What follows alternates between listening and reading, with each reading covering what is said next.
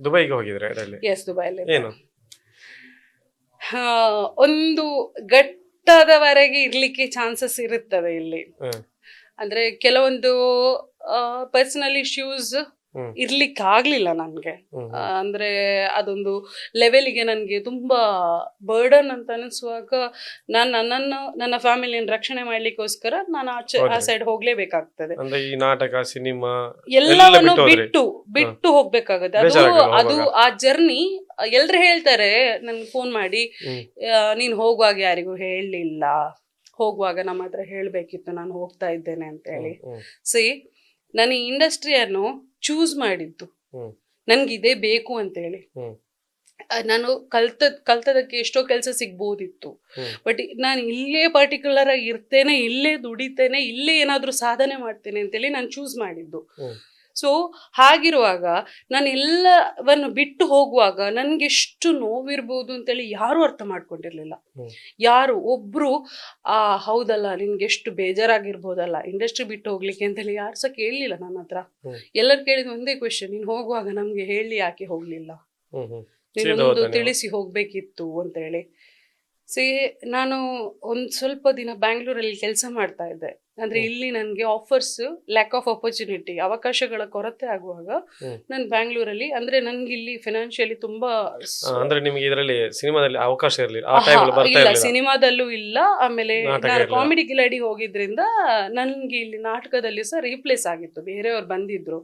So ಅವಾಗ ನಾನ್ ಬರ್ತೇನೆ ಅಂತೇಳಿ ಹೋಗುದು ನನ್ನ ಸ್ವಾರ್ಥ ಆಗ್ತದೆ, ಇನ್ನೊಬ್ಬರ ಜೀವನಕ್ಕೆ ನಾನು ತಪ್ಪು ಮಾಡಿದಾಗ ಆಗ್ತದೆ. ನನ್ನ ಓನರ್ ನನ್ನನ್ನು ಕರೀಲಿಕ್ಕೆ ಎರಡೂ ಕೈಯಿಂದ ನನ್ನನ್ನು ಕರೀತಾರೆ, ಇವಾಗ್ಲೂ ಬಾಗಿಲು ಓಪನ್ ಮಾಡಿ ಕರೀತಾರೆ, ಅದು ಬೇರೆ. ಆದ್ರೆ ನಾನು ಆ ಟೈಮಲ್ಲಿ ಹೋಗಿ ಅಲ್ಲಿ ನನ್ನ ಸ್ವಾರ್ಥದ ಬೇಳೆ ಬೇಯಿಸಿದ್ರೆ ದೇವರು ಮೆಚ್ಚುದಿಲ್ಲ. ಇನ್ನೊಬ್ಬನ ಕೆಲ್ಸಕ್ಕೆ ನಾನು ಕಲ್ಲಾಕಿದ್ರೆ ನಾನು ಅದಕ್ಕಿಂತ ಡಿಸೈಡ್ ಮಾಡಿದೆ, ಅವನಿಗೆ ಅಲ್ಲಿ ಅವರಿಗೊಂದು ಜಾಗ ಸಿಗ್ಲಿ, ನನಗೆ ಜಾಗ, ಪ್ರಪಂಚ ವಿಶಾಲ ಇದೆ, ನಾನು ಎಲ್ಲಾದ್ರೂ ಹೋಗ್ತೀನಿ ಅಂತೇಳಿ ಬ್ಯಾಂಗ್ಳೂರಲ್ಲಿ ವರ್ಕ್ ಮಾಡ್ತಾ ಇದ್ದೆ. ಬ್ಯಾಂಗ್ಳೂರಲ್ಲಿ ವರ್ಕ್ ಮಾಡುವಾಗ ನನ್ಗೆ ಮತ್ತೆ ಕೂಡ ಕಷ್ಟದ ಮೇಲೆ ಕಷ್ಟ. ಅಂದ್ರೆ ನನ್ಗೆ ಫೈನಾನ್ಷಿಯಲಿ ನನ್ಗೆ ತುಂಬಾ ಸಫರ್ ಆಗ್ತಾ ಇದೆ, ನಾನು ತುಂಬಾ ಅಂದ್ರೆ ತುಂಬಾ ಸಾಲ. ಸೊ ಅವಾಗ ನಾನು ಏನ್ ಮಾಡಿದೆ ಅಂತ ಹೇಳಿದ್ರೆ, ನಾನು ಡಿಸೈಡ್ ಮಾಡಿದೆ ನಾನು ಇದನ್ನೆಲ್ಲ ಕ್ವಿಟ್ ಮಾಡ್ತಾನೆ.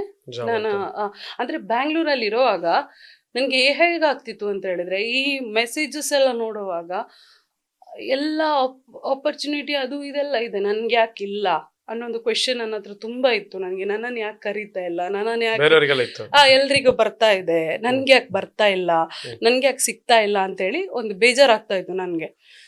ಸೊ ಇಲ್ಲಿ ಸಹ ಇರುವಾಗ ನನಗೆ ನೆಮ್ಮದಿ ಇಲ್ಲ, ಎಲ್ಲಾದ್ರೂ ದೂರ ಹೋಗ್ತೇನೆ ನಾನು, ಆಗ ನನಗೆ ನೆಮ್ಮದಿ ಇರ್ತದೆ ಅಂತ ಹೇಳಿ ನಾನು ಇಲ್ಲಿಂದ ಎಲ್ಲ ಬಿಟ್ಟು ಯಾರಿಗೆ ಸಹ ಹೇಳಲಿಲ್ಲ. ನನಗೆ ನವೆಂಬರಲ್ಲಿ 2 ದಿನಕ್ಕೆ ಮೊದಲು ವೀಸಾ ಮಾಡಿದ್ದು, 3ನೇ ದಿನಕ್ಕೆ ನಾನು ಟಿಕೆಟ್ ಹಾಕಿದ್ದೇನೆ, 5 ದಿನದಲ್ಲಿ ನಾನು ಹೋಗಿದ್ದೇನೆ.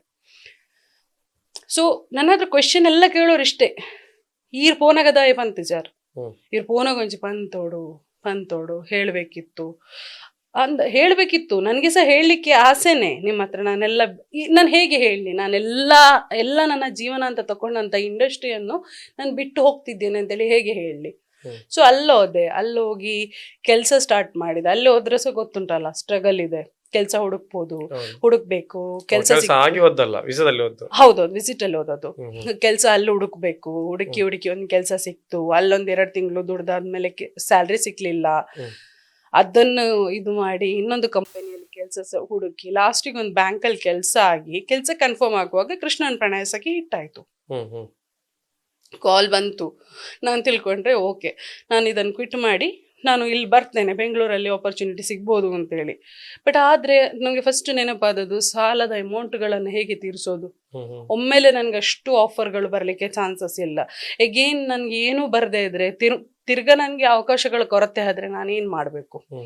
ಸೊ ನಾನು ಅಲ್ಲೇ ಇರ್ತೇನೆ ಅಂತೇಳಿ ತಿಳ್ಕೊಂಡೆ. ಸೊ ಅಲ್ಲೇ ವರ್ಕ್ ಸ್ಟಾರ್ಟ್ ಮಾಡಿದೆ.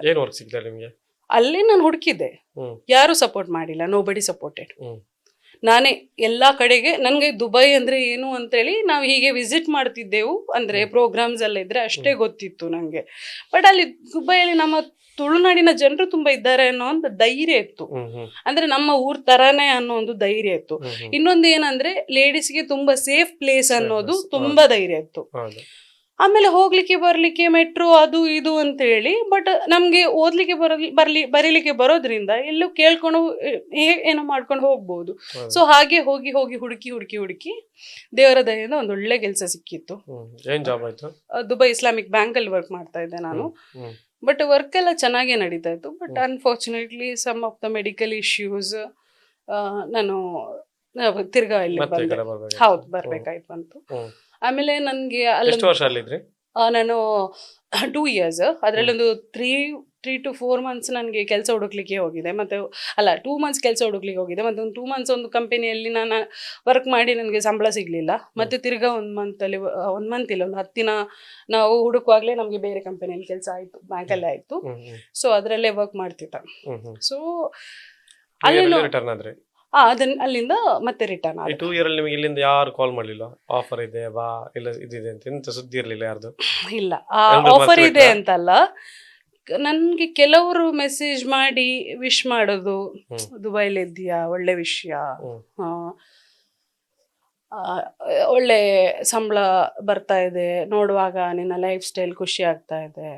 ಓಕೆ, ಅದು ಓಕೆ, ಅದೊಂದು ಖುಷಿ ಇದೆ. ಬಟ್ ಅದರಲ್ಲೊಂದು ಫ್ಯೂ ಮೆಂಬರ್ಸ್ ನೀನು ಹೇಗಿದ್ದೀಯಾ, ಎಷ್ಟು ಕಷ್ಟಪಡ್ತಿದ್ಯಾ ಅಂತ ಗೊತ್ತುಂಟು, ಅಲ್ಲಿ ಒಬ್ಬಳೇ ಆಗಿರೋದು ತುಂಬಾ ಕಷ್ಟ ಅನ್ನೋದು ಗೊತ್ತುಂಟು ಅಂತ ಹೇಳಿದ್ದಾರೆ. ಕೆಲವರು ಅಲ್ಲಿರೋ ಲೈಫ್ ಸ್ಟೈಲ್ನ ಬಗ್ಗೆ, ಅಲ್ಲಿ ಇರುವಂತ ರೀತಿಯ ಬಗ್ಗೆ ಅವರಿಗೆ ಅದೊಂದು ಅಂದ್ರೆ ಅದನ್ನು ನೋಡಿ ಮೆಸೇಜ್ ಮಾಡಿದವರೇ ಜಾಸ್ತಿ ಅಲ್ಲದೆ ನೀನ್ ಹೇಗಿದ್ಯಾ ಅಂತ ಕೇಳಿದವರಿಲ್ಲ. ಯಾಕೆ ಹೋಗೋದಿಂತೆಲ್ಲ ಯಾಕೆ ಹೋಗುದಿ, ಏನು ನಿನ್ಗೆ, ಅಲ್ಲ ನೀನು ನಮ್ಮನ್ನೊಂದು ಕಾಂಟ್ಯಾಕ್ಟ್ ಮಾಡಬೇಕಿತ್ತು, ಅಲ್ಲ ನಮ್ಮ ಹತ್ರ ಹೇಳಿದ್ರೆ ಏನಾದ್ರೂ ನಿನ್ಗೆ ಮಾಡ್ತಿದ್ವಿ. ಇದ್ಯಾವುದು ಮಾತು ಬರ್ಲಿಲ್ಲ ನನಗೆ. ಯಾರಿಲ್ಲ?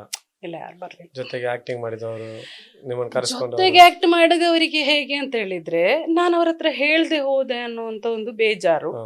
ಒಟ್ಟಿಗೆ ಇರುವಾಗ ಯಾಕೆ ಇವ್ಳು ಹೇಳ್ದೆ ಹೋಗ್ಲಿಲ್ಲ, ಹೇಳಿದ್ರೆ ನಾವೇನಾದ್ರೂ ಮಾಡ್ಬೋದಿತ್ತು ಅಂತೇಳಿ ಅವ್ರು ಹೇಳೋದು. ಬಟ್ ಅವ್ರಿಗೂ ಆಫರ್ ಇರ್ಲಿಲ್ಲ ಆ ಟೈಮಲ್ಲಿ, ಜೊತೆಗೆ ಇದ್ದವ್ರಿಗೂ ಪಾಪ ಆಫರ್ ಇರ್ಲಿಲ್ಲ. ಬಟ್ ಅವರ ಸ್ಥಿತಿಯು ನನ್ನ ಸ್ಥಿತಿಯು ಈಕ್ವಲ್ ಇತ್ತು. ಅಂದ್ರೆ ನನ್ಗೆ ಅವ್ರು ಹೆಲ್ಪ್ ಮಾಡುವಂತ ರೀತಿಯಲ್ಲಿ ಅವರು ಕೂಡ ಇರ್ಲಿಲ್ಲ ಪಾಪ.